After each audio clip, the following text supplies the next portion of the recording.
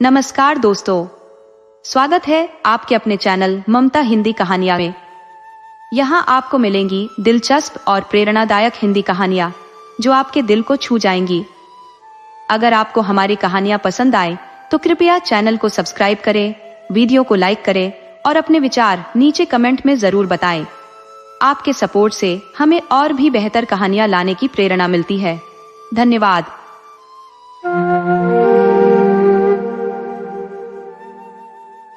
बहुत समय पहले रूस में एक दंपत्ति निवास करते थे। उनके 3 बेटे थे जो धीरे धीरे युवा हो रहे थे। एक दिन उन दोनों ने सोचा कि अब घर में कुछ पोते पोतियां खेलते हुए दिखने चाहिए। उन्होंने अपने सबसे बड़े बेटे ग्रिगोरी को बुलाया और उससे कहा कि वह बाहर जाए और अपने लिए एक जीवन संगिनी तलाशे। ग्रिगोरी को घर पर ही संतोष था और विवाह में उसकी कोई रुचि नहीं थी, परंतु उन दिनों बच्चे वही करते थे जो उनसे कहा जाता था। इसलिए ग्रिगोरी अपनी पत्नी ढूंढने निकल पड़ा, लेकिन उसने इसे गंभीरता से नहीं लिया।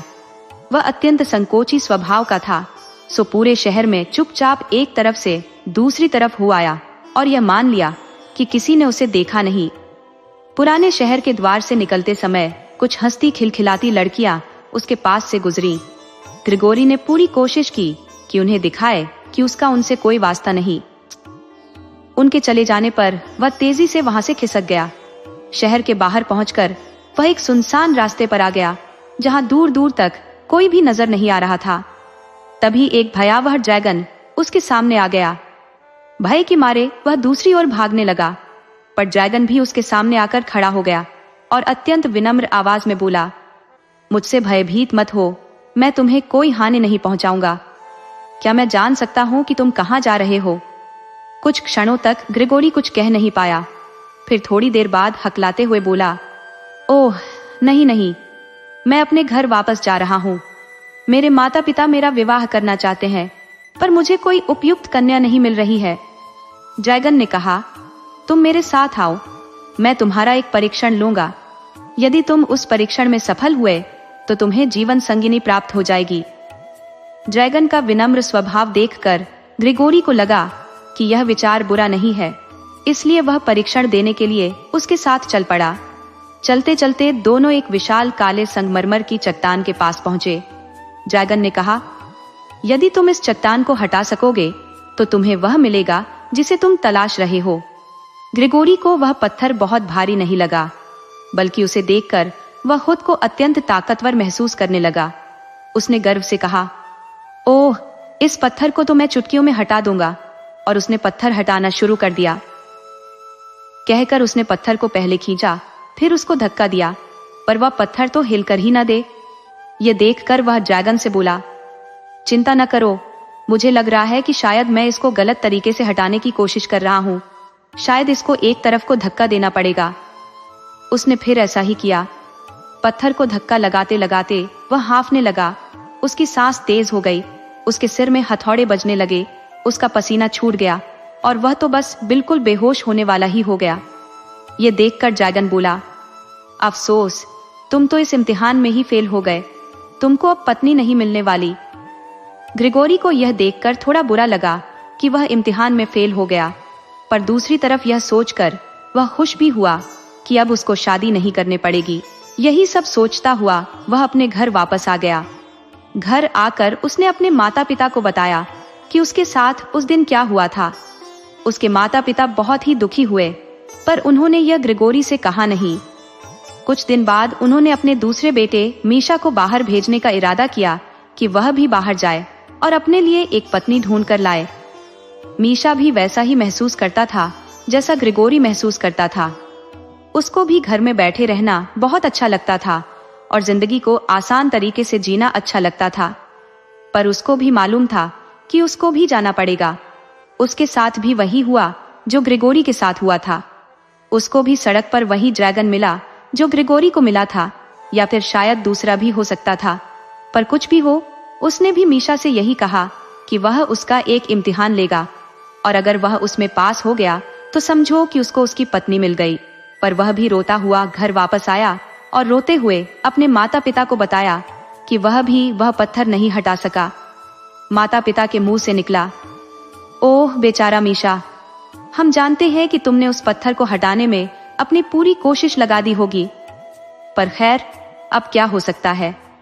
हालांकि वे इस बात से पहले की तरह फिर से बहुत ही दुखी हुए, फिर भी उन्होंने अपने इस दुख को छिपा कर ही रखा। पर रात को जब उनके बच्चे सो गए तो दोनों इस बारे में बात करने लगे कि अब क्या करना चाहिए। पिता बोला, यह सब देखकर अब हम इवान को तो उसकी पत्नी ढूंढने के लिए बाहर नहीं भेज सकते, क्योंकि वह तो कोई काम ठीक से करता ही नहीं है।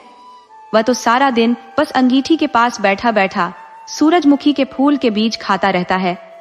इसके अलावा उसको बाहर भेजना खतरे वाला काम भी तो हो सकता है। क्या पता वह ड्रैगन उससे गुस्सा हो जाए और वह उसको मार दे। इसलिए इवान को बाहर नहीं भेजा गया, जो इवान को बिल्कुल भी अच्छा नहीं लगा। उसने अपने माता पिता की बहुत मिन्नतें की और उनको बाहर जाने के लिए मना ही लिया, सो उनको उसको भी अपनी पत्नी ढूंढने के लिए बाहर भेजना ही पड़ा। पर अगली सुबह उन्होंने फिर अपना विचार बदल दिया, पर इस बात के लिए अब काफी देर हो चुकी थी। इवान तो सुबह ही घर छोड़कर अपनी यात्रा पर निकल गया था। उसको भी सड़क पर ड्रैगन मिला। उसने उससे भी पूछा, तुम कहाँ जा रहे हो? इवान बोला, मेरे भाई शादी करना चाहते थे, पर उनको तो पत्नी मिली नहीं, अब मेरी बारी है। उस ड्रैगन ने अपनी भौहें उठाकर उससे पूछा, क्या तुम सचमुच में शादी करना चाहते हो? इवान बोला, क्यों नहीं, तो तुम्हें एक इम्तिहान पास करना पड़ेगा। ठीक है, पर क्या तुम सचमुच में इम्तिहान पास करना चाहते हो? तुम्हें मालूम है कि तुम्हारे भाई तो उस इम्तिहान में फेल हो चुके हैं, पर मैं उस इम्तिहान को पास करना चाहता हूँ, तो फिर आओ मेरे साथ। दोनों उसी काले संगमरमर की चट्टान के पास आ पहुंचे, जहां वह ड्रैगन पहले उसके दोनों भाइयों को लेकर आया था। ड्रैगन ने उससे भी उस चट्टान को वहां से हटाने के लिए कहा। इवान ने उस चट्टान में एक जोर की ठोकर मारते हुए कहा, तुम्हारा मतलब इस चट्टान से है? हाँ, तुमने ठीक समझा, मेरा मतलब इसी चट्टान से था। इवान चट्टान हटाते हुए बोला, पर मेरे भाई लोग इसको क्यों नहीं हटा सके? इवान ने देखा कि उस चट्टान के नीचे तो एक गहरी झिली खुली हुई थी। ड्रैगन बोला, शायद वे इसको हटाने के लिए काफी ताकत का इस्तेमाल कर रहे थे। देखता हूं ये कितनी गहरी होगी, कहकर इवान नीचे जमीन पर झुककर उसके अंदर झांकने लगा। उसने देखा कि उसमें तो बहुत अंधेरा है और वह तो काफी गहरी चली गई है, क्योंकि उसके अंदर तो एक खोखली नली चली गई थी और नीचे जाकर तो वह दिखाई भी नहीं दे रही थी। ये देखकर इवान कांप गया और एकदम से पीछे हट गया। उसने ड्रैगन से पूछा, इसमें अंदर क्या है? क्या? इसके नीचे? इसके नीचे तो पाताल है, और क्या है? मैंने तो इसके बारे में कभी नहीं सुना, क्या है यह? अरे तुमको नहीं पता, दूसरे राज्यों की तरह से वहां भी राज्य है, जैसे तांबे का राज्य, चांदी का राज्य और सोने का राज्य, और हर राज्य में एक एक जारेवना है। इवान बोला, अरे यह तो बहुत अच्छा है। सो जब मैं यह इम्तिहान पास कर लूंगा तो वह लड़की मुझे कहाँ मिलेगी जिससे मुझे शादी करनी है? वह लड़की तुम्हें नीचे मिलेगी। तुम कम से कम एक जारेवना से शादी कर लो। क्या उनमें से एक से शादी? नहीं नहीं, कभी नहीं। बहुत बहुत धन्यवाद, मैं पाताल के राज्यों में नहीं जा रहा, मुझे तो वहां लोग मार देंगे। अचानक ड्रैगन जोर से चिल्लाया, पर इवान तुम इसीलिए तो यहाँ हो कि तुमको उन्हें आजाद कराना है। ड्रैगन की भयानकता को देखकर तो इवान इतना घबरा गया कि वह तो बस यही सोचता रह गया कि किसी तरह से वह सुरक्षित घर पहुंच जाए। वह बुड़बुड़ाया, पहले मैं इसके बारे में सोच लूं। ये सोचते हुए कि थोड़ी देर में ही ड्रैगन थक जाएगा और वहां से चला जाएगा, वह वहीं खड़ा खड़ा उस झिरी में से उस खोखली नली को देखता रहा। उसने देखा कि उस झिरी में, उस खोखली नली में होकर चमड़े की एक कुर्सी 2 रस्सियों के सहारे नीचे की तरफ लटक रही थी। उसके मुंह से निकला, यह क्या है? ड्रैगन बोला, तुम इस चमड़े की कुर्सी में बैठ जाओ और मैं तुमको नीचे उतार दूंगा। अगर तुमको वहां देखने में अच्छा न लगे तो तुम अपनी रस्सी 2 बार खींच देना, मैं तुमको वापस ऊपर खींच लूंगा। अब तक इस पाताल के बारे में इवान की उत्सुकता काफी जाग चुकी थी, सो उसने सोचा कि क्यों न एक बार वहां जाकर देखा जाए। सो वह ड्रैगन से बोला, पर अगर मैं ये रस्सी 2 बार खींचूं तो तुम मुझको तुरंत ही ऊपर खींच लेना, ठीक है? ड्रैगन ने इवान से वायदा किया कि जैसे ही वह रस्सी 2 बार खींचेगा तो वह उसको ऊपर खींच लेगा। इवान उस चमड़े की कुर्सी में बैठ गया और ड्रैगन ने वह कुर्सी नीचे उतार दी।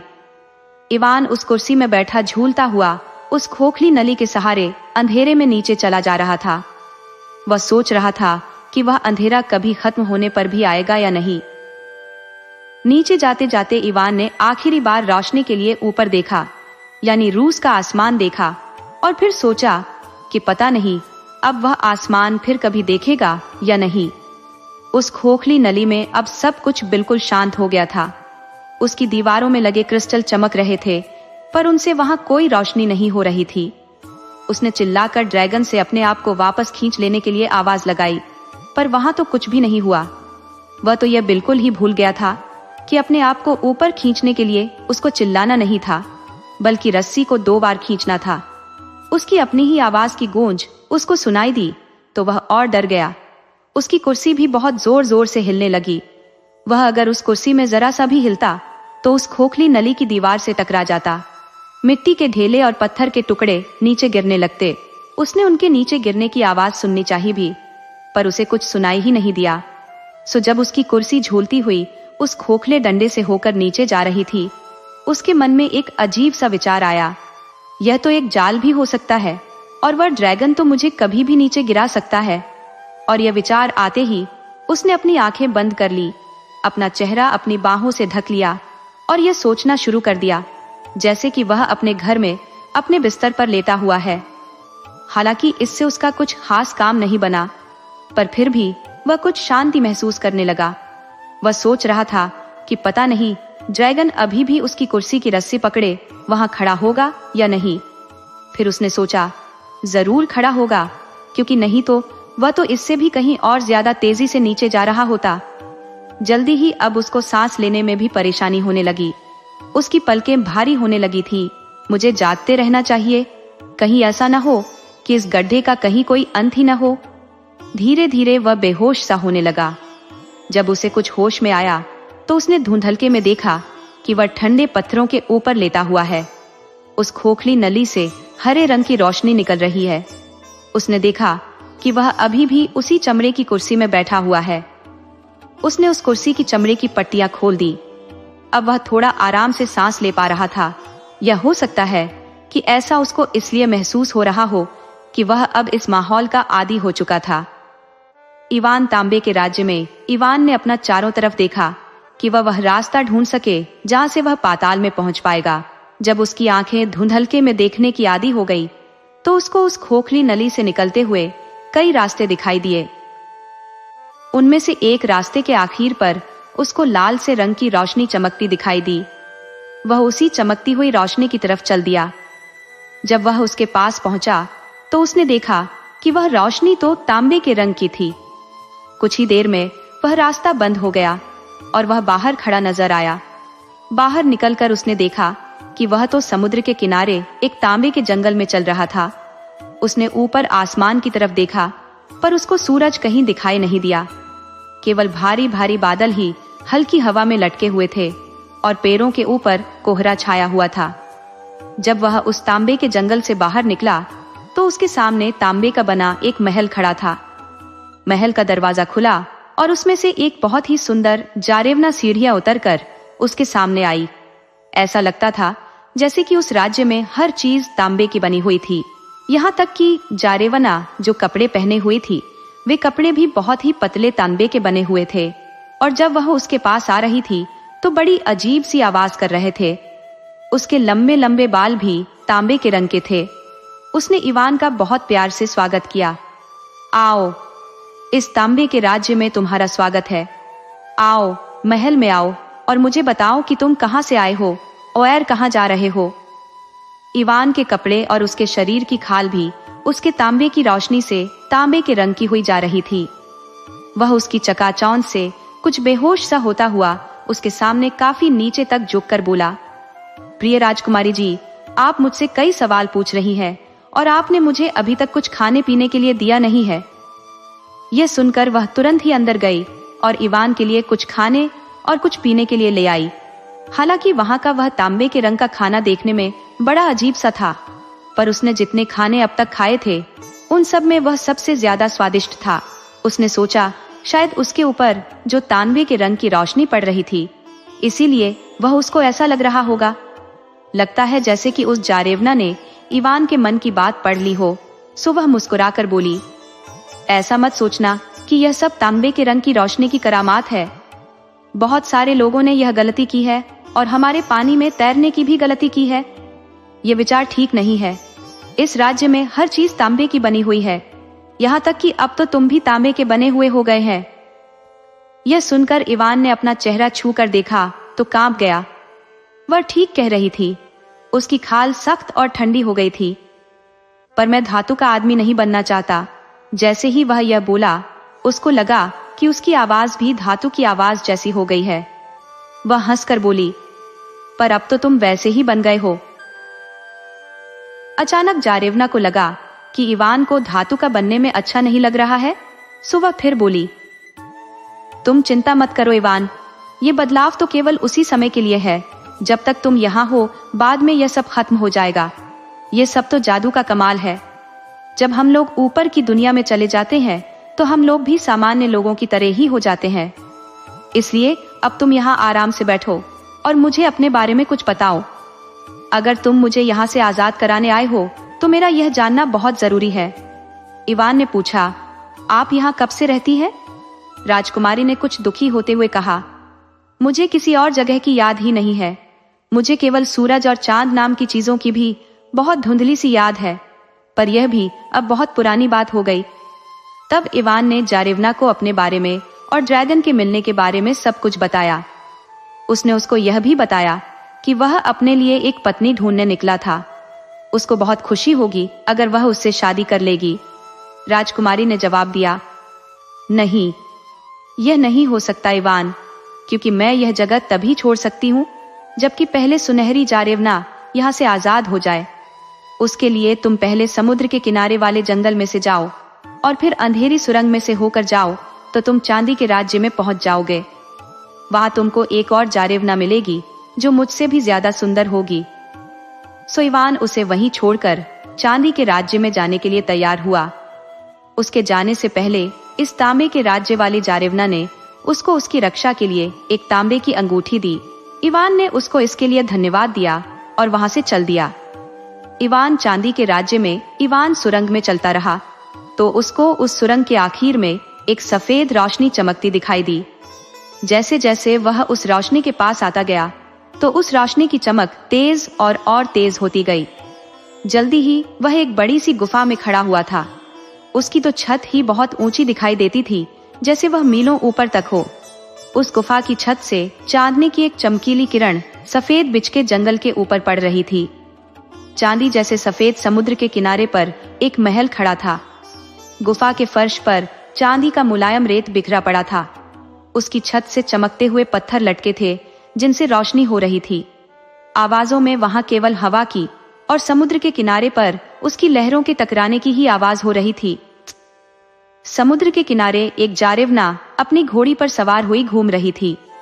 इवान को देखकर वह उसकी तरफ घूमी तो घोड़े की कुदान से समुद्र का ठंडा पानी जो इधर उधर बिखरा तो इवान कांप गया।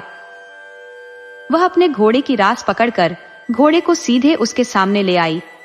अपने चेहरे से अपने चांदी के बाल हटाते हुए वह बोली, इस चांदी के राज्य में तुम्हारा स्वागत है।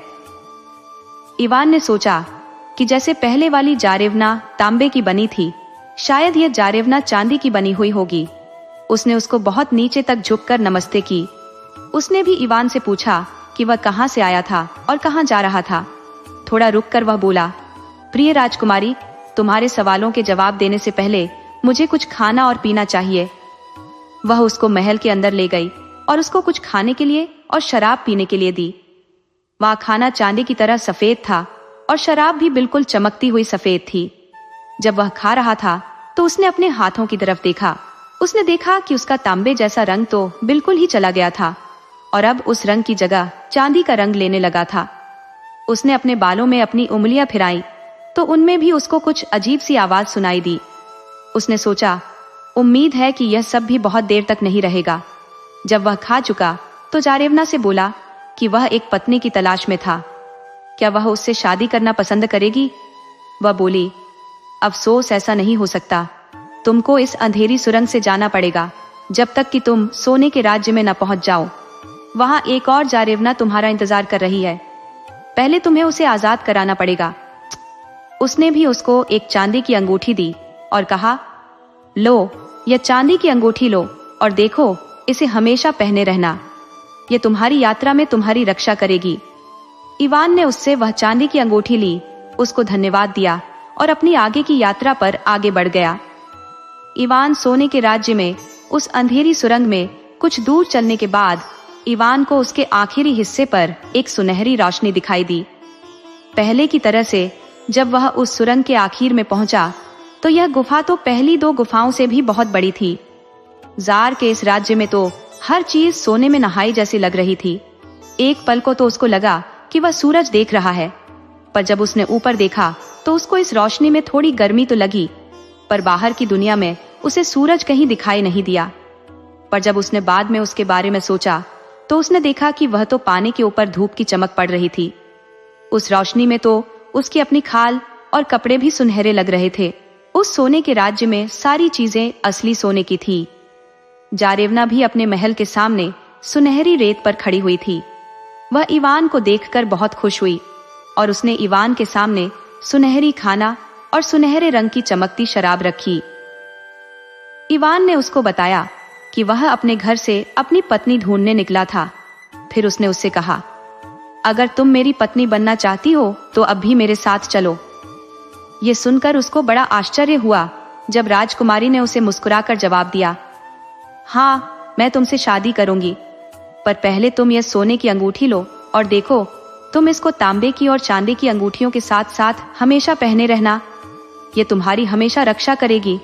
अब हम चलते हैं और अपनी बहनों को आजाद कराते हैं। कहकर वे उसी अंधेरी सुरंग से वापस चल दिए। वे चांदी के राज्य से गुजरे। वहां चांदी के राज्य वाली जारेवना ने उनका बड़े जोर शोर से स्वागत किया और वह भी उनके साथ चल दी। फिर वे तांबे के राज्य में आए, जहां से पहली जारेवना भी उनके साथ हो ली। उसके बाद वे उस जगह आए जहां इवान ऊपर से उस खोखली नली से नीचे उतरा था। उसमें चमड़े की कुर्सी अभी भी लटकी हुई थी, पर उस खोखली नली का अंत उसे कहीं दिखाई नहीं दे रहा था। उसको पता ही नहीं था कि उसके दोनों भाई वहां खड़े हुए थे। असल में जब इवान कई दिनों तक नहीं लौटा तो उसके माता पिता ने उनको इवान को ढूंढ लाने के लिए भेजा था। उन्होंने अंदाज लगाया कि वह शायद यहीं नीचे होगा, सो वे वहां घंटों खड़े खड़े इस बात की हिम्मत बटोर रहे थे कि वे वहां नीचे कैसे उतरे। बाद में जब उनकी हिम्मत नहीं पड़ी तो उन्होंने एक दूसरे को यह कहकर बहला लिया कि शायद इवान मर गया। वे लोग वहां से जाने ही वाले थे कि तांबे के राज्य वाली जारेवना उस चमड़े की कुर्सी में चढ़ गई और उसकी रस्सी को एक हल्का सा झटका दिया। इवान के भाइयों ने रस्सी हिलती देखी तो उनको लगा कि कोई उनसे नीचे से कुछ कहना चाहता है, सो उन्होंने वह रस्सी खींचनी शुरू कर दी। जब वह चमड़े की कुर्सी ऊपर आई तो उसमें तो तांबे के राज्य की जारेवना बैठी हुई थी। ऊपर आकर उसने वह कुर्सी फिर से नीचे भेज दी। इस बार चांदी के राज्य की जारेवना ऊपर आई और फिर सोने के राज्य की जारेवना ऊपर आई। आखिर में इवान उस चमड़े की कुर्सी में बैठा। उसके भाइयों ने उसे खींचा, पर अब तक वे उस रस्सी को खींचते खींचते थक चुके थे, सो वे बहुत धीरे धीरे रस्सी खींच रहे थे। पर जब उनको यह पता चला कि उस कुर्सी में इवान था तो उनको उससे जलन होने लगी कि इवान वहां सफल हो गया था जहां वे बुरी तरह फेल हो गए थे। ग्रेगरी बोला कि हम उसकी सहायता क्यों करें। मीशा भी बोला, इस तरह से तो सारे गांव में लोग हमारी हंसी उड़ाएंगे और हम बदनाम हो जाएंगे। सो जब तक इवान आधे रास्ते तक भी नहीं आया था कि उसके आने से पहले ही ग्रिगोरी नीचे झुका और इससे पहले कि जारेवनाएं उसे रोक सकती, उसने उस चमड़े की कुर्सी की रस्सी काट दी। तीनों जारेवनाएं इवान के लिए बहुत जोर जोर से रो पड़ी। उन्होंने इवान के भाइयों से बहुत प्रार्थना की कि वे उसको बचा ले, पर वे तो उसकी सुनने वाले थे नहीं। जारेवनाएं तो बस अब इसी से संतुष्ट थी कि इवान उनकी दी हुई अंगूठियां अभी तक पहने था। इवान का पाताल से बाहर निकलना, उधर रस्सी के कटते ही इवान उस अंधेरे खोखली नली में नीचे गिर पड़ा। वह 2 दिन तक तो वहां से हिल भी नहीं सका। जब वह हिलने डुलने लायक हो गया तो वह बहुत ही नाउम्मीद सा बैठ गया कि अब वह बाहर जाने का रास्ता कैसे पाएगा। उसकी आंखों में आंसू आ गए। वह यही समझ नहीं पा रहा था कि वह वहां से बाहर जाने के लिए किससे पूछे और अब कौन सी सुरंग ले। फिर यह सोचकर उसने एक दूसरी ही सुरंग ली कि शायद यही सुरंग उसको वहां से बाहर ले जाएगी। वह सुरंग धीरे धीरे नीची होती जा रही थी। कहीं कहीं तो उस सुरंग की छत इतनी नीची थी कि उसको बहुत झुक कर चलना पड़ रहा था और कभी कभी तो उसको पत्थरों पर घुटनों के बल भी चलना पड़ रहा था। कुछ देर इस तरह चलने के बाद इवान को लगा कि वह सुरंग कुछ चौड़ी और ऊंची हो गई है। जल्दी ही वह एक बहुत ही बड़ी गुफा में खड़ा था। ये गुफा तो उसको किसी दूसरी दुनिया का ही हिस्सा लग रही थी। हालांकि वह काफी अंधेरा था, पर फिर भी वह वहां ठीक से देख पा रहा था।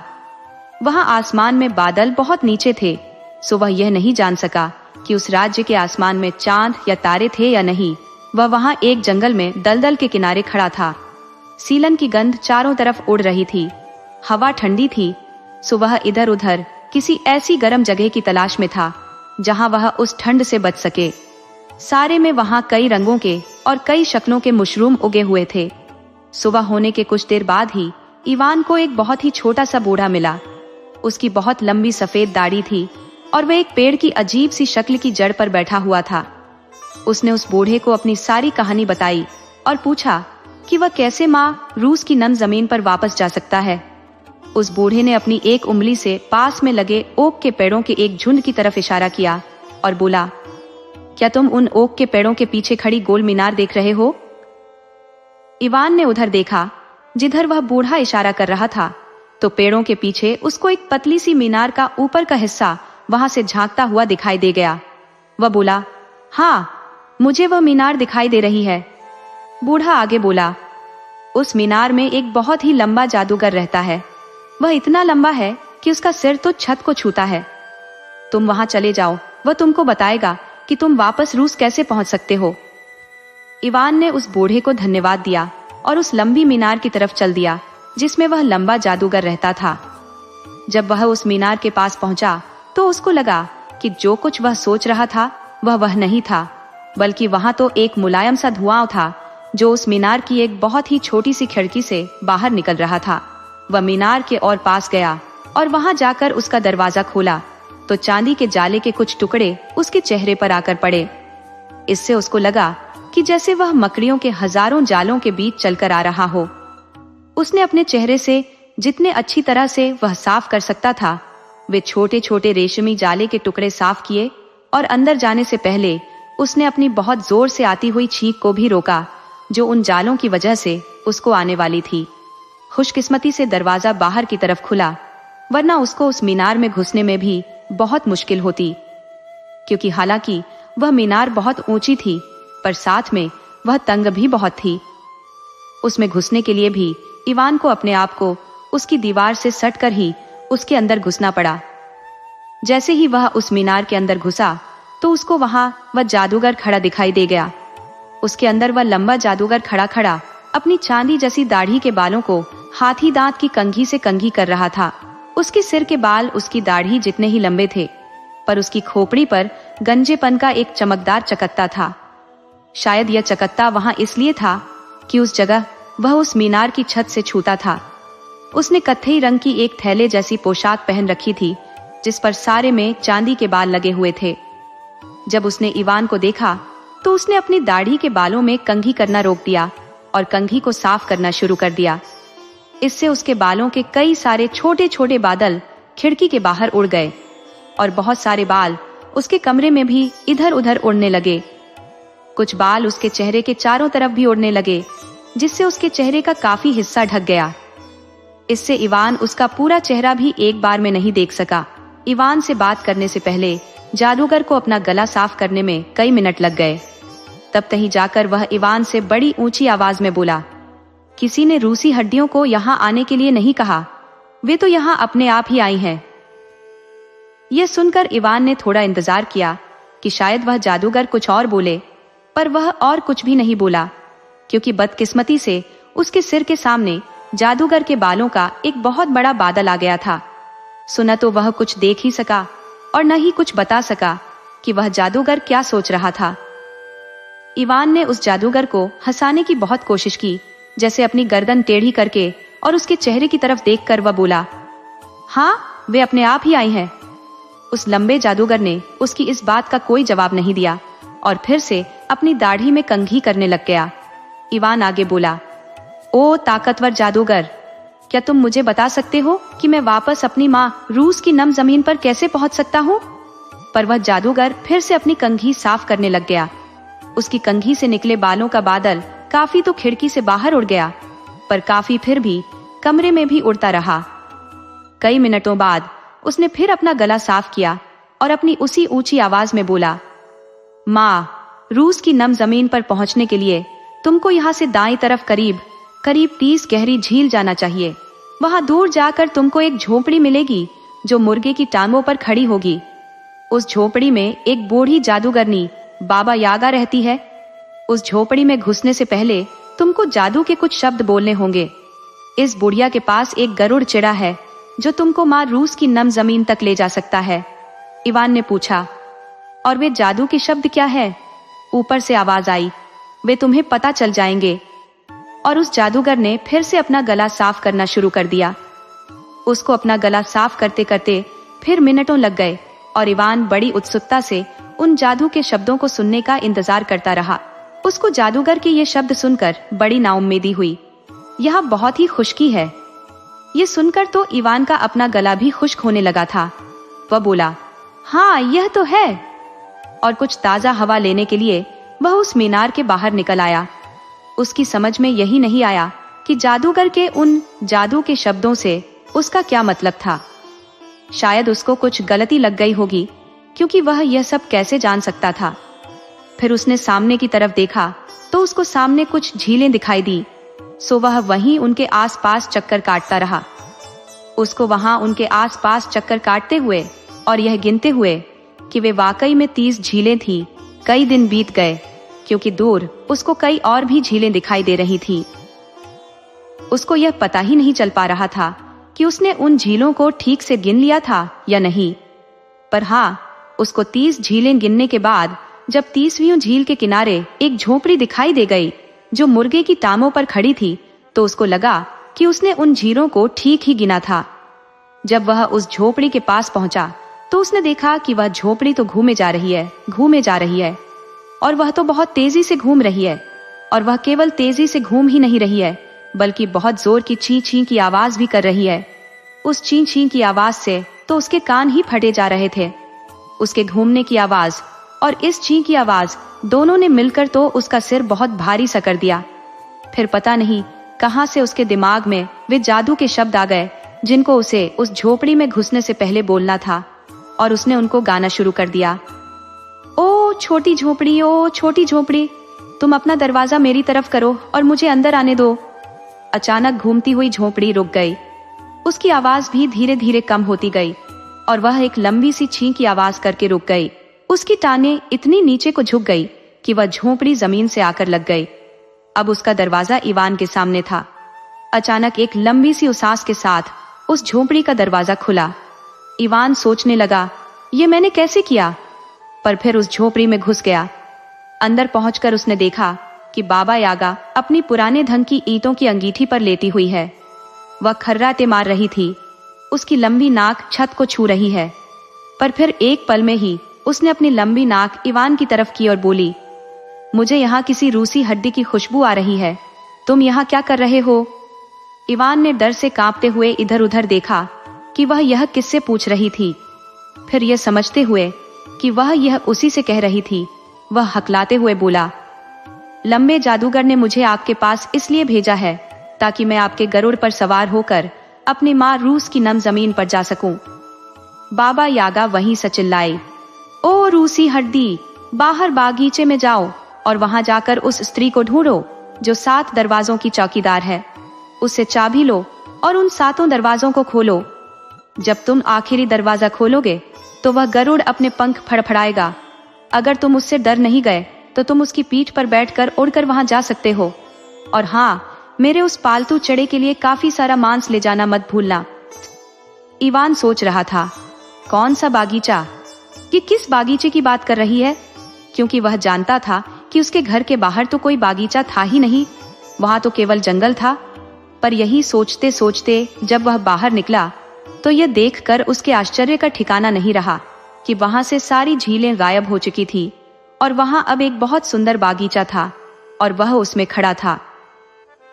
उस बागीचे के चारों तरफ एक बहुत पुरानी दीवार थी जिसमें 7 ठोस ओक की लकड़ी के दरवाजे लगे थे। एक बहुत ही भयानक शक्ल वाली स्त्री उन 7 दरवाजों की चौकीदारी कर रही थी। हालांकि उसका तो यह सब देखकर ही दिल डूबने लगा, पर फिर उसने सोचा कि अगर मैंने बाबा यागा से बात कर ली और मुझे कुछ नहीं हुआ तो यह स्त्री उससे ज्यादा बुरी तो नहीं हो सकती। पर जब वह उसके कुछ फीट पास तक आ गया तो अचानक ही उसने एक बड़ी सी तलवार निकाल ली।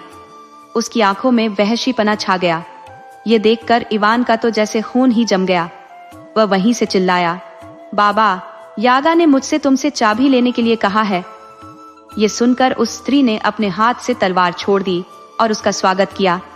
वह उसके यात्रा के लिए कुछ खाना पीना और कुछ और सामान लेकर आई। इवान ने बाबा यागा का कहा माना, सो वह निडर होकर गरुड़ की पीठ पर बैठ गया और उससे जितना भी मांस लिया जा सका उतना मांस उसके लिए उसने ले लिया। कुछ समय बाद इवान को भूख लगने लगी तो उसने सोचा कि मैं उस मांस में से थोड़ा सा मांस खा लेता हूँ। हमारे पास तो हम दोनों के लिए जितना मांस चाहिए उससे कहीं ज्यादा मांस है। सो उसने उसमें से थोड़ा सा मांस खा लिया। जब वे लोग कुछ देर तक उड़ चुके तो गरुड़ ने अपनी बटन जैसी पीली पीली आंखें इवान की तरफ घुमाई तो इवान ने उसको कांपते हाथों से मांस का एक टुकड़ा खिला दिया। गरुड़ ने भी उसे इवान के हाथों से छीनकर एक ही बार में खा लिया। उस उड़ान के दौरान ऐसा कई बार हुआ कि जब भी गरुड़ ने उसकी तरफ देखा तभी उसने उसको मांस खिलाया, पर हर बार उसे लगा कि वह गरुड़ तो अपनी तेज चोंच से उसका हाथ ही काट लेगा, परंतु ऐसा हुआ नहीं। जल्दी ही सारा मांस खत्म हो गया, पर रास्ता तो अभी बाकी था। गरुड़ ने फिर इवान की तरफ देखना शुरू किया। अब इवान को तो मालूम था कि उसके पास जितना मांस था वह सब खत्म हो गया था, सो वह उस पर चिल्लाया, घूम कर देखो, अब सारा मांस खत्म हो गया, तुम्हारे लिए अब मेरे पास कुछ भी नहीं बचा। इस पर गरुड़ ने उसको अपनी तेज निगाहों से घूरा। इवान ने भी उसको घूरा, पर उसका तो एक एक जोड़ कांप रहा था। इवान को लगा कि यह गरुड़ तो पता नहीं कब तक उसको इस तरह से घूरता रहेगा, पर उसने देखा कि जल्दी ही उसने अपना मुंह फिरा लिया और इवान ने शांति की सांस ली। अचानक एक ची की आवाज के साथ, जिसे इवान का खून तो बस जम सा ही गया, गरुड़ ने एक बार फिर अपना सिर घुमाकर इवान की तरफ देखा और उसकी गर्दन से मांस का एक टुकड़ा काट लिया। इवान ने देखा कि वे उस समय एक खोखली नली में से ऊपर की तरफ उड़ रहे थे। इवान तो इस सब से इतना डर गया और उसे इतना धक्का लगा कि उसे अपनी गर्दन में से मांस निकाले जाने का जरा भी दर्द महसूस नहीं हुआ। अब उसको यह लगने लगा कि यह गरुड़ तो उसको ही टुकड़े टुकड़े करके खा जाएगा। सो उसने तय किया कि अब की बार अगर उसने उसकी तरफ देखा तो वह उसके ऊपर से कूद नीचे पड़ेगा। उसको सपने में लगा कि वे उस खोखली नली में से दूर, बहुत दूर किसी रोशनी की तरफ उड़े जा रहे हैं। उसने देखा कि जब वे उस नली के आखिरी सिरे पर पहुंचे तो वह गरुड़ काले संगमरमर की चट्टान के पास उतर रहा था। इवान तुरंत ही उसकी पीठ से नीचे लुढ़क गया। वह नम घास पर लेट गया और सोचने लगा कि अब तो यह गरुड़ बस उसको खा ही जाएगा। पर यह देखकर उसे बड़ा आश्चर्य हुआ जब उसको खाने की बजाय वह उसके गले की मांस का टुकड़ा जो उसने खा लिया था वापस लाया और इवान से कहा कि वह उसको अपने घाव के ऊपर रख ले, इससे उसका घाव भर जाएगा। इसके बाद वह उस खोखली नली से होकर वहां से चला गया। इवान ने ऐसा ही किया। उसका घाव कुछ पलों में ही भर गया। सूरज की किरणों की गर्मी से इवान के शरीर में कुछ जान सी आई और उसने अपने अंदर ताकत महसूस की। जब वह वहां लेटा हुआ था तो सूरज की एक किरण उसकी एक अंगूठी पर पड़ी। तब उसे याद आया कि वह कहाँ था और अब कहाँ है। उसने झुककर माँ रूस की नम जमीन को चूमा और देखा कि उसकी खाल और उसके कपड़े सब कुछ सामान्य रंग के हो गए हैं। भगवान की प्रार्थना कहकर वह अपने घर को वापस चल दिया। घर आकर उसने देखा कि तीनों जारेवना उसके माता पिता के घर में उसका इंतजार कर रही थी, क्योंकि वह ऊपर की दुनिया में आ गई थी, इसीलिए उनके ऊपर पड़ा जादू भी टूट गया था। इवान के माता पिता को बता दिया गया था कि उसके बड़े भाइयों ने उसके साथ क्या किया था। उन्होंने उनको घर से बाहर निकाल दिया। इवान ने उनसे प्रार्थना की कि वे उसके भाइयों को माफ कर दे और उनको फिर से घर में बुला ले। उसके माता पिता ने उसकी प्रार्थना पर उनको घर वापस बुला लिया। इवान ने सोने के राज्य वाली जारेवना से शादी कर ली और फिर उनके कई बच्चे हुए। दूसरी जारेवनाओं ने भी शादियां कर ली, पर इवान के भाइयों के साथ नहीं। इवान के भाई भी अपने माता पिता के साथ खुशी खुशी रहे। दोस्तों, आपको कहानी कैसी लगी अपने सुझाव कमेंट करना न भूले। तो चलिए आज की अगली कहानी शुरू करते हैं।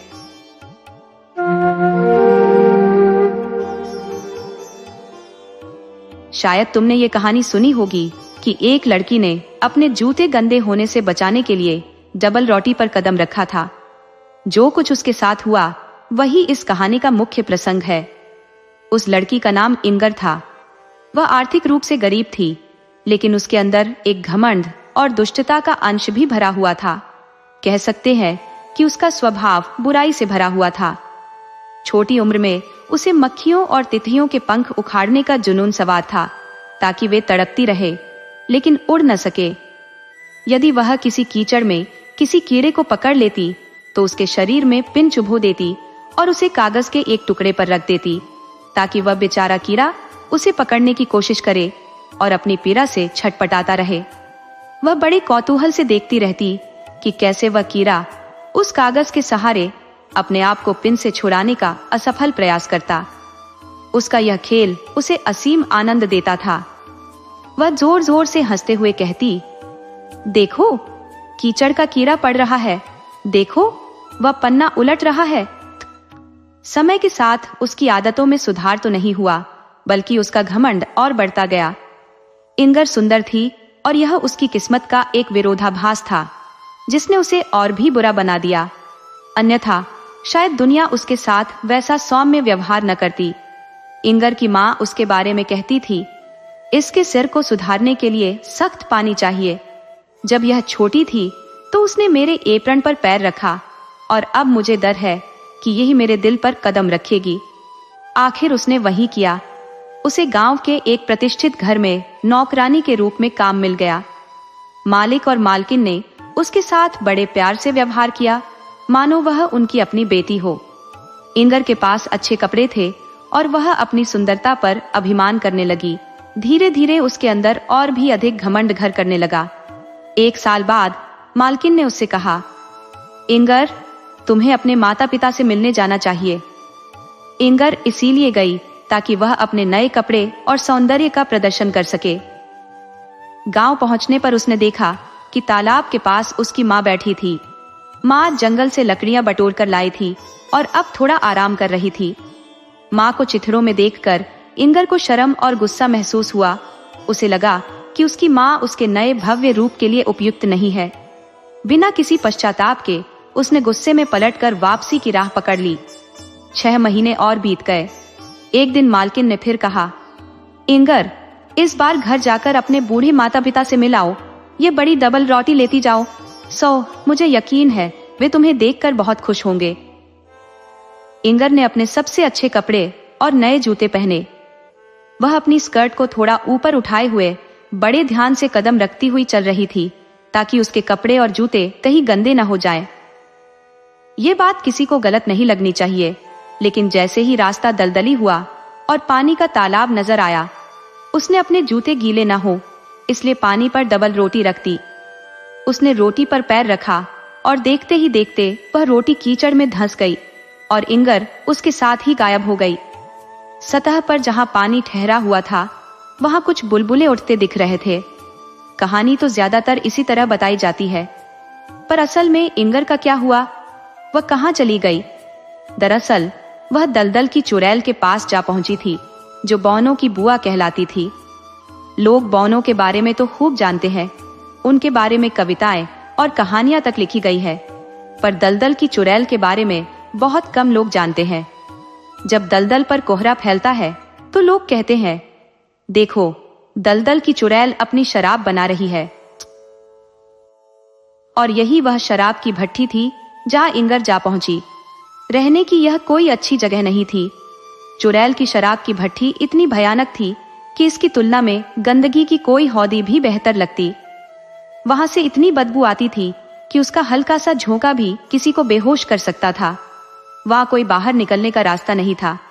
जो भी रास्ता होता उसमें फिसलते हुए सांप और मेंढक भरे पड़े होते।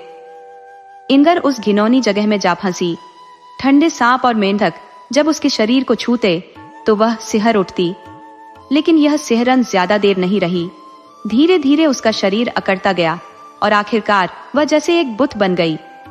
उसके पांवों में अभी भी डबल रॉटी चिपकी हुई थी, जो निकलने का नाम ही नहीं ले रही थी। उस समय दलदल की चुड़ैल अपने घर पर ही थी, क्योंकि शैतान की परदादी उस जगह के मुआयने के लिए आने वाली थी। यह एक बूढ़ी औरत थी, बदमिजाज और बहुत क्रूर। जब भी वह कहीं बाहर जाती, कुछ सिलाई का सामान जरूर साथ ले जाती।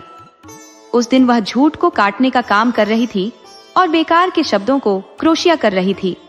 सिलाई, बुनाई और क्रोशिया का उसका काम खूब अच्छा था। उसने इंगर को देखा और फिर चश्मा लगाकर उसे और गौर से देखा। अरे, इस लड़की में तो कुछ विशेषता है, चुड़ैल ने कहा। इसे यहाँ लाने की याद के तौर पर मैं इसे अपने साथ ले जाऊंगी। ये मेरे परपोते के महल में प्रवेश द्वार के कमरे में एक बढ़िया सजावट बनेगी। फिर मक्खियां आ गईं। वे उसके चेहरे पर चढ़ गई। उसकी आंखों के सामने कभी आगे जा रही थी, कभी पीछे।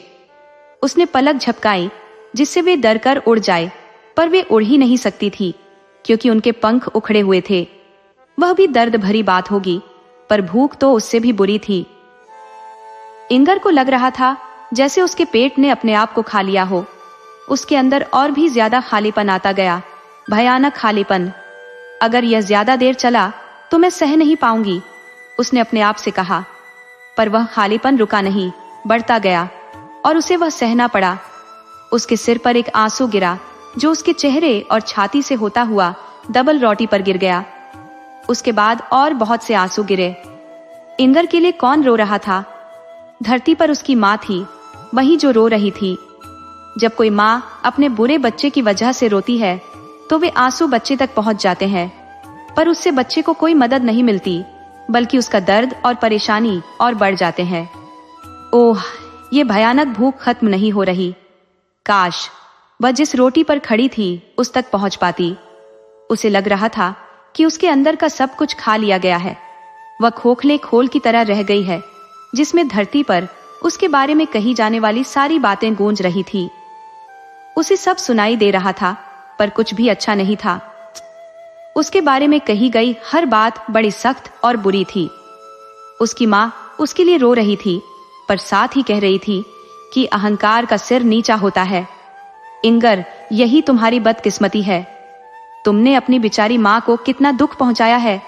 धरती पर सब लोग यहाँ तक कि उसकी माँ भी उसके पाप के बारे में जानते थे कि कैसे उसने डबल रोटी पर पैर रखा और दलदल में गायब हो गई। एक गडरिये ने यह होते हुए देखा था और उसने सबको बता दिया था। तुमने मुझे बहुत दुखी किया है इंगर, माँ ने ठंडी सांस भरते हुए कहा। पर मुझे ऐसा ही कुछ होने का डर था। इंगर सोच रही थी, काश मैं पैदा ही नहीं हुई होती, कितना अच्छा होता। अब मेरी माँ के रोने से क्या होगा। उसने अपने मालिक मालकिन को, जो उसे माता पिता की तरह प्यार करते थे, बात करते सुना। वह एक बुरी लड़की थी। उसने भगवान की देन को तारीफ करने के बजाय उस पर पांव रखा। उसे आसानी से माफी नहीं मिलेगी। इंगर सोच रही थी, उनको मेरे साथ सख्ती करनी चाहिए थी, मेरे अंदर की बेवकूफियों को निकाल देना चाहिए था। उसने सुना कि उसके बारे में गाना बनाया गया था, बददिमाग लड़की जिसने सुंदर जूतों को सूखा रखने के लिए डबल रोटी पर पांव रखा। ये गाना बड़ा लोकप्रिय हुआ, सब उसे गाते थे। इंगर सोचने लगी, बताइए, जरा सी गलती के लिए इतना सुनना और सहना पड़ रहा है। औरों को भी तो उनके पापों की सजा मिलनी चाहिए। तब बहुत से ऐसे होंगे जिन्हें सजा देनी पड़ेगी। आह, मुझे कितना भुगतना पड़ रहा है। और उसकी आत्मा भी खोल जितनी या उससे भी ज्यादा सख्त हो गई। ऐसे लोगों के साथ क्या बेहतर हो सकता है, वह सोचती रही। पर मैं अच्छी नहीं बनना चाहती। देखो कैसे घर रहे हैं। और उसका मन सारे इंसानों के लिए नफरत से भर उठा। ऊपर वाले बातें बना रहे हैं। मैं कितना भुगत रही हूं। हर बार जब किसी छोटे बच्चे को उसकी कहानी सुनाई जाती थी, तब इंगर को भी वह सुनाई पड़ती थी। उसने अपने बारे में कभी एक अच्छा शब्द नहीं सुना। वैसे भी बच्चे बड़े निष्ठुर होते हैं। वे कहते थे वह बहुत बुरी थी, यहाँ तक कि वे खुश थे कि उसे सजा मिल रही थी।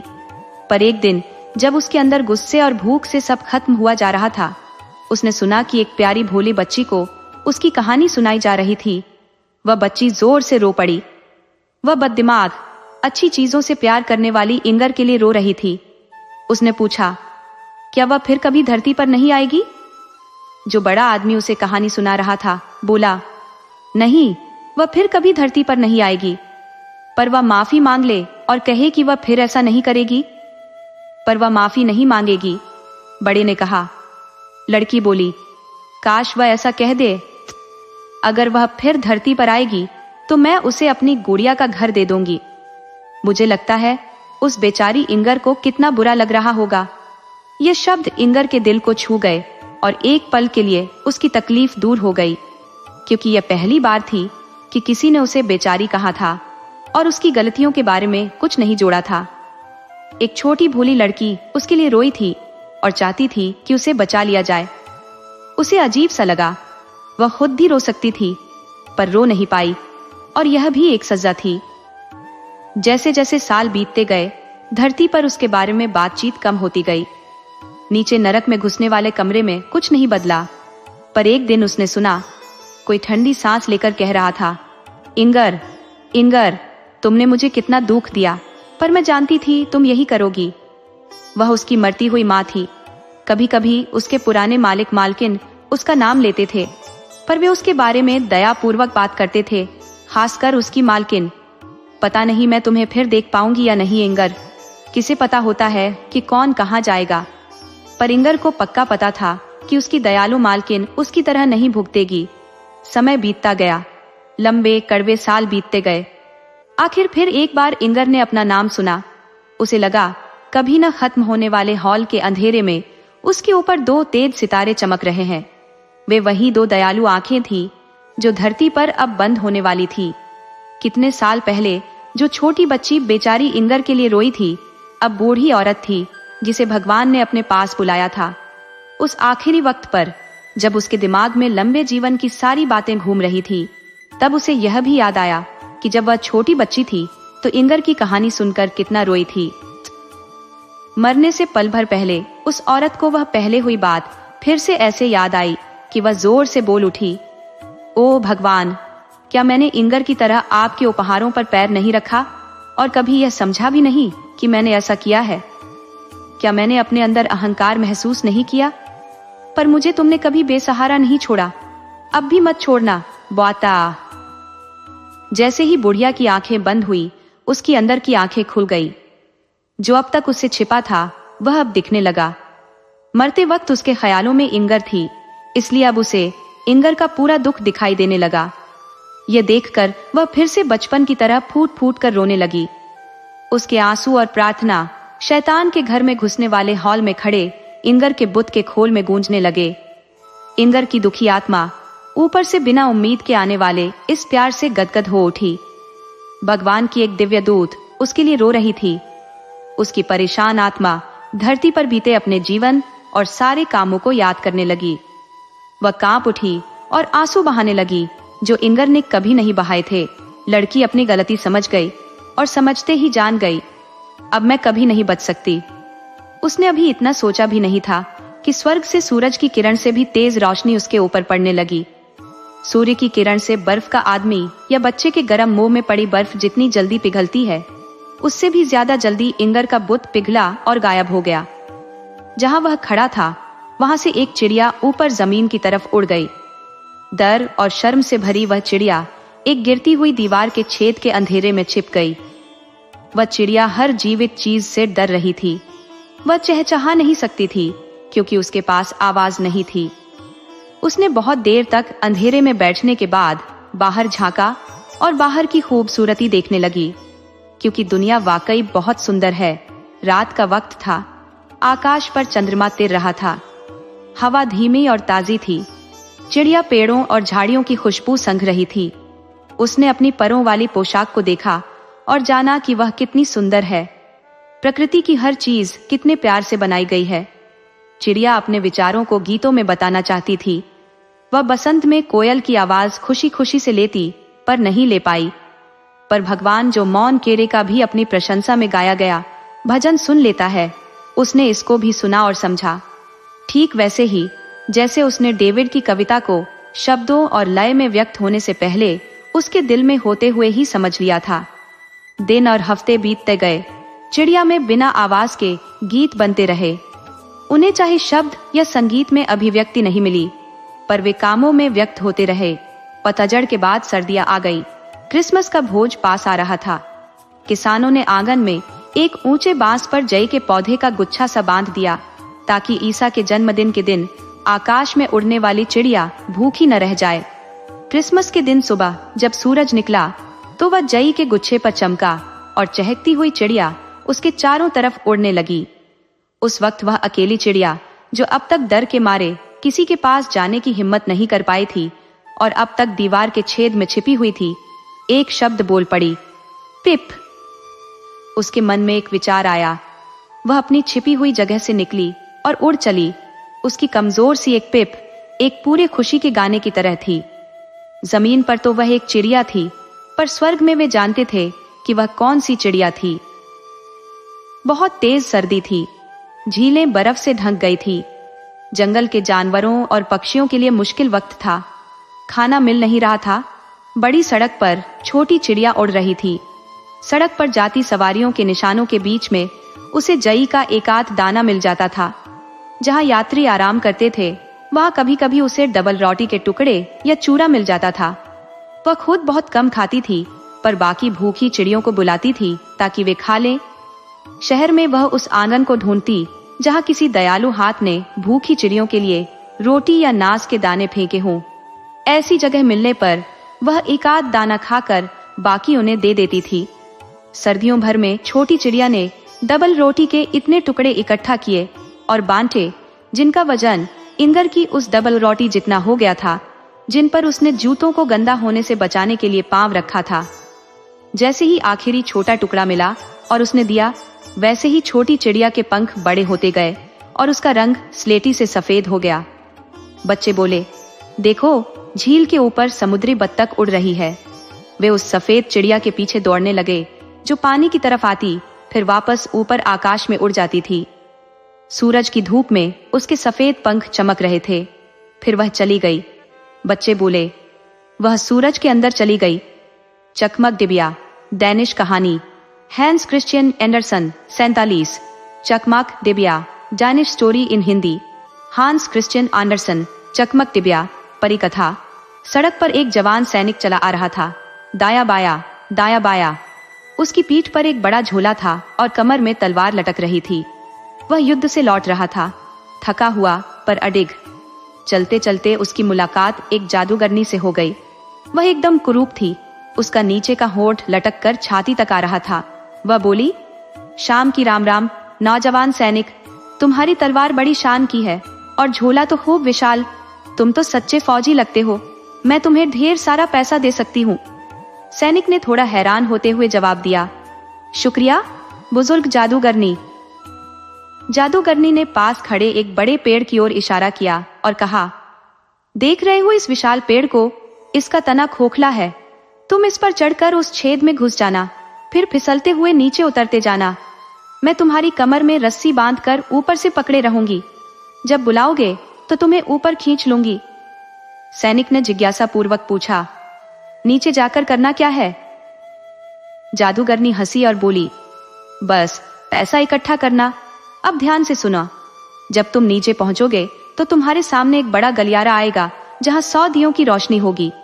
वहां 3 दरवाजे मिलेंगे जिन पर चाबियां लगी होंगी। आराम से खोल सकते हो।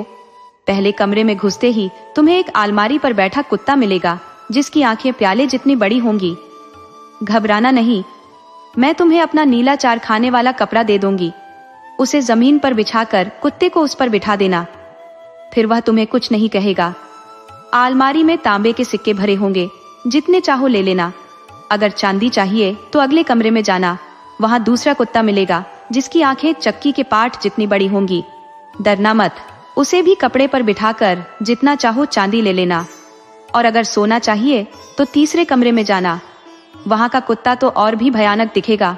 उसकी आंखें जैसे शहर के मीनार जितनी बड़ी होंगी। मगर चिंता मत करना, उसे भी कपड़े पर बिठाकर जितना चाहो सोना ले लेना। सैनिक ने प्रसन्न होकर कहा, वाह, यह तो बड़ा शानदार है।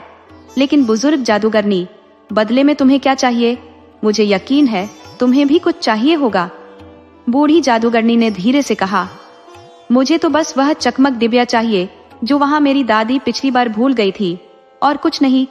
सैनिक ने कहा, चलो मैं तैयार हूं, कमर में रस्सी बांधो। जादूगरनी ने रस्सी बांधते हुए अपना चारखाने वाला कपड़ा देते हुए कहा, ये ले, इसे संभालना। दो। सैनिक ने पेड़ पर चढ़कर छेद से नीचे फिसलना शुरू किया और गलियारे में जा पहुंचा, जहां रोशनी के लिए 100 से भी ज्यादा दिए जल रहे थे।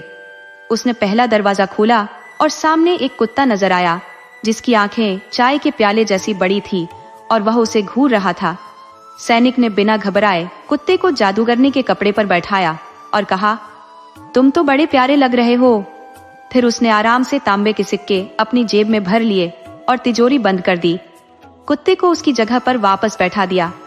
फिर वह दूसरे कमरे में गया। यहाँ उसे एक और बड़ा कुत्ता दिखा, जिसकी आंखें चक्की के पार्ट जितनी विशाल थी। सैनिक ने मुस्कुराते हुए कहा, अरे भाई, ऐसे घूरते मत रहो, तुम्हारी नजरें कमजोर हो जाएंगी। उसने कुत्ते को कपड़े पर बिठाया और तिजोरी खोली। इस बार उसमें चांदी के सिक्के भरे थे। उसने झोले और जेबों में से तांबे के सिक्के निकालकर चांदी के सिक्कों से भर लिया। अब वह तीसरे कमरे की ओर बढ़ा। वहां का कुत्ता इतना विशाल था कि उसकी गोल गोल तोवर जितनी बड़ी आंखें देखकर कोई भी कांप जाए। वह कुत्ता घूरता हुआ उसे देख रहा था। सैनिक ने शांति से उसे प्रणाम किया और टोपी उतार कर बोला, शुभ संध्या महाशय कुत्ता। फिर कुछ पल उसे देखता रहा। अंततः उसने कुत्ते को उठाया और जादूगरनी के कपड़े पर बैठा दिया। उसने तिजोरी खोली और अंदर का नजारा देखकर चौंक उठा। वह खुशी से चिल्लाया, अरे वाह, इतने सारे सोने के सिक्के, इससे तो मैं पूरा शहर खरीद सकता हूँ।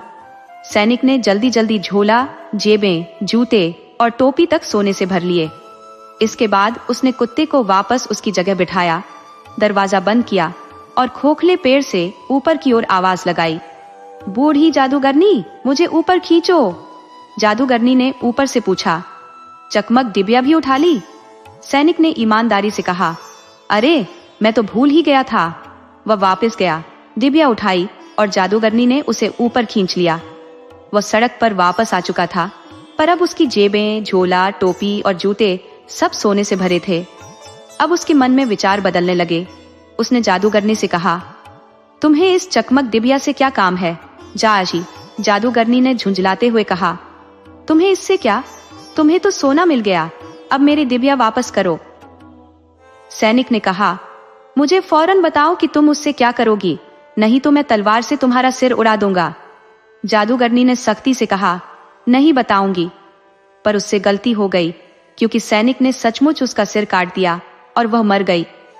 सैनिक ने उसके कपड़े में सारा सोना बांधा और कंधे पर लाद लिया। फिर डिबिया जेब में रखी और शहर की तरफ चल दिया। शहर अच्छा था।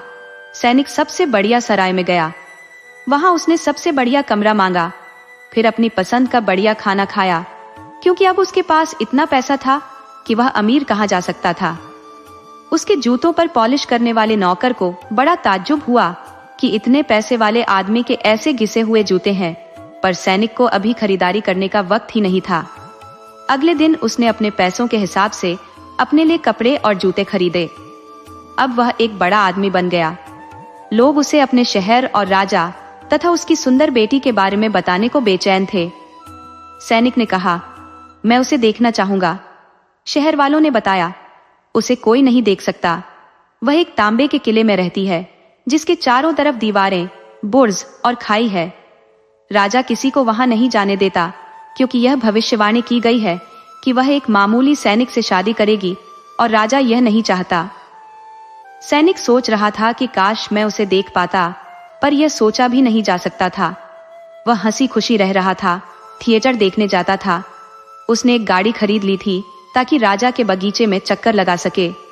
वह गरीबों को खूब पैसे बांटता था, क्योंकि उसे याद था कि जेब में पैसे ना हो तो कैसा लगता है। वह पैसे वाला था, अच्छे कपड़े पहनता था और इसलिए उसके बहुत से दोस्त थे। वे सब कहते थे कि वह सच्चा सिपाही है और बहुत दयालु है।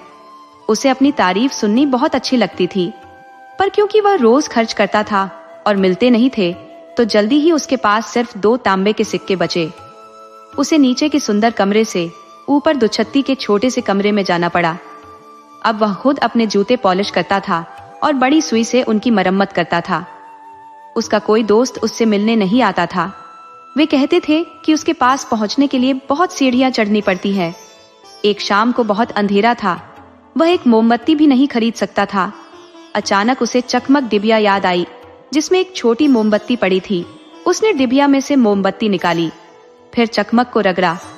उसमें से एक चमक निकली और दरवाजे से चाय के प्याले जैसी बड़ी आंखों वाला कुत्ता आ गया। कुत्ते ने पूछा, मेरे मालिक, आपका क्या हुक्म है? सैनिक बोला, यह क्या? यह चकमक डिबिया तो बड़ी मजेदार है। क्या मैं जो चाहूं वह मिल सकता है? कुछ रुपए लाओ। उसने हुक्म दिया। धन्यवाद। कहने में जितना वक्त लगता है, उससे भी कम वक्त में कुत्ता मुंह में एक बड़ा बोरा लेकर आ गया। उसमें तांबे के सिक्के भरे थे। अब सैनिक समझा कि जादूगरनी इस डिबिया को इतना कीमती क्यों समझ रही थी। एक बार जलाने पर तांबे के सिक्कों की तिजोरी पर बैठने वाला कुत्ता आया, 2 बार रगड़ने पर चांदी के सिक्कों की रखवाली वाला कुत्ता आया और 3 बार रगड़ने पर सोने के सिक्कों वाला कुत्ता। सैनिक फिर नीचे वाले कमरे में चला गया, बढ़िया कपड़े पहनने लगा। दोस्त आने लगे। पहले की तरह वे फिर उसे याद करने लगे।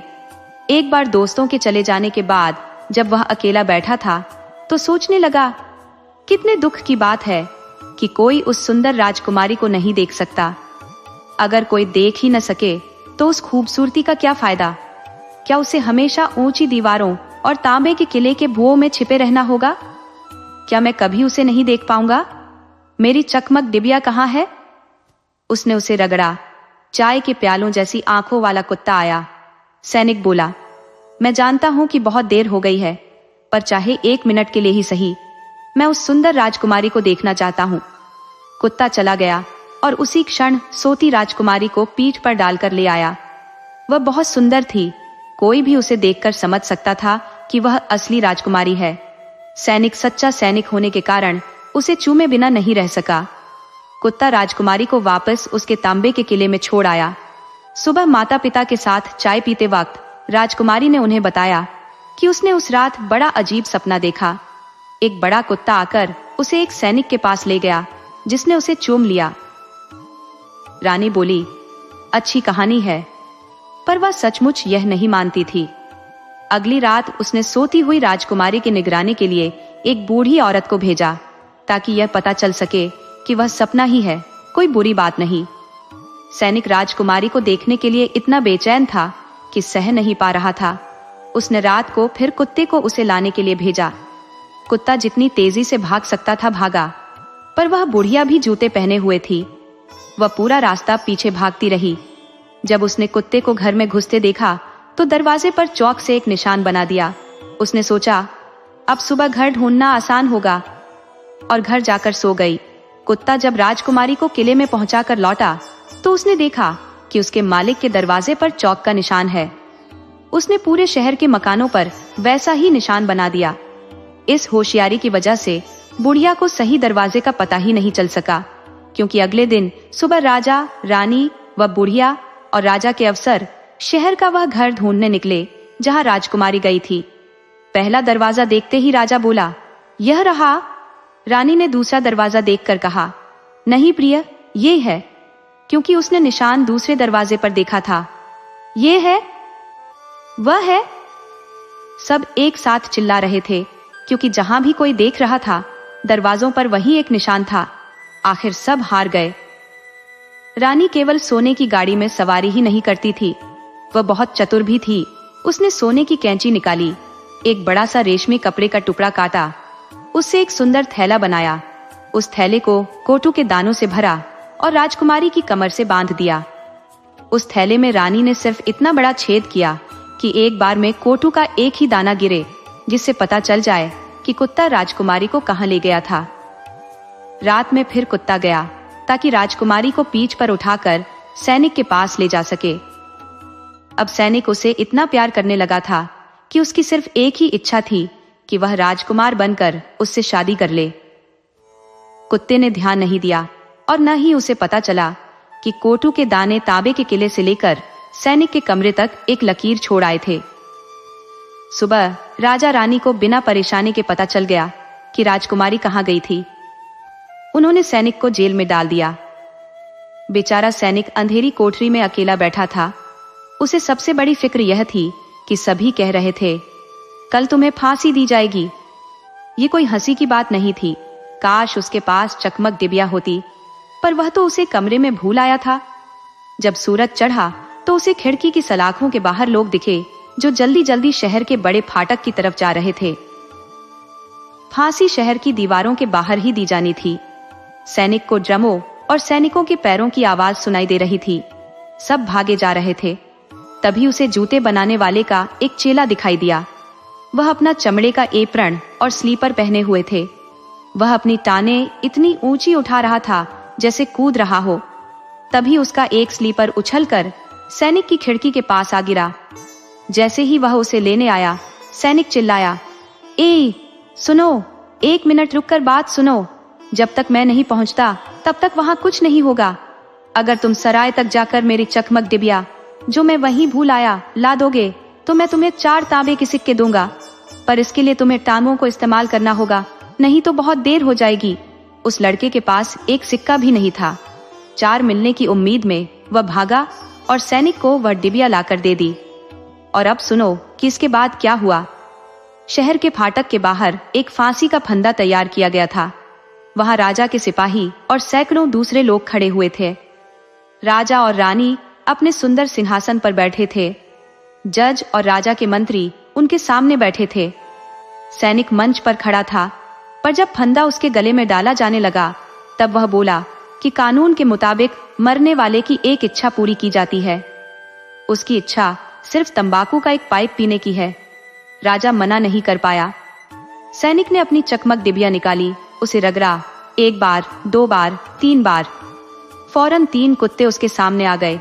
एक जिसकी आंखें चाय के प्याले जितनी थी, दूसरा जिसकी आंखें चक्की के पाट जैसी थी, और तीसरा जिसकी आंखें शहर के बड़े गोल टॉवर जितनी बड़ी थी। सैनिक चिल्लाया, मेरी मदद करो, मैं फांसी पर चढ़ना नहीं चाहता। कुत्ते जज और मंत्रियों की तरफ दौड़े।